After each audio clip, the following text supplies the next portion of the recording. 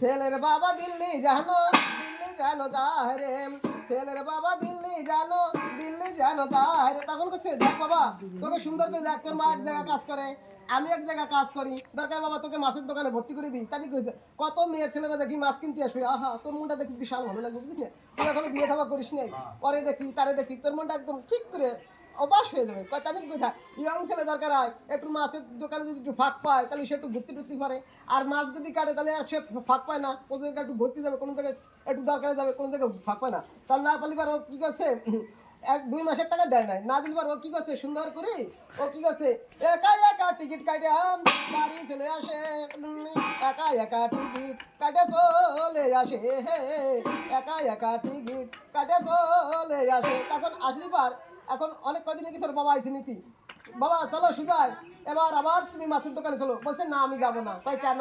তখন ওই ঘরে বসে একজনের সাথে কথা করছে, হ্যাঁ হ্যালো ঠাকুরমা করছে, কি বাবা তুমি কার সাথে কথা বলো? কয় ঠাকুরমা তুমি কথা কবি? কইছে হ্যাঁ। কয় কথা কও। হ্যালো হ্যাঁ তুমি কে?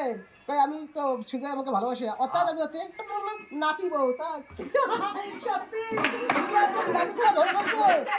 মাছের দোকানে তোমার নাতিকে ভালো লাগে না? বলছি না আমি টিকে পাখি ধরে বলছি, তাই টিকা পাখি আমি জানো ঘরে ফেলাই দিয়েছি, টিকা পাখি আমি জানো ঘরে ফেলাই দিয়েছি। কেমন পাইকে না বাথরুম দেবো, তারপরে দরকার নাতিনকে তারপরে বিয়ে দেবো। তাই কি কথা কি দেখো ঠাকুরমা আমার কাছে হচ্ছে দাদু কল, কেন আমি যদি দিল্লির বাড়ি যদি না যেতে দিই আমার হাতে থাকবে মুঠে, কেন আমি তোমার নাতিনকে যে ভিলে ঘুরাবো তোমার নাতিন সেই ভিলে করবে, কেন আমি হচ্ছে জাদুকর, কেন আমি হচ্ছে প্রেমের ভাণ্ড, আমি যে ভিলে ঘুরবো সে সেই ভিলে করবো। তাই ও কোনোদিন দরকার এই মাছের দোকানে জাতি করবে না, কেন আমি যদি জাতি দিই তবে শুনি যাবে, আমি যদি জাতি না দিই উনি এক পাও লাগবে না, কেন আমি কেউ দেখো তুমি যদি চলে যাও তাহলে কিছু মনে না, কেন জাদুকর হচ্ছে আমি।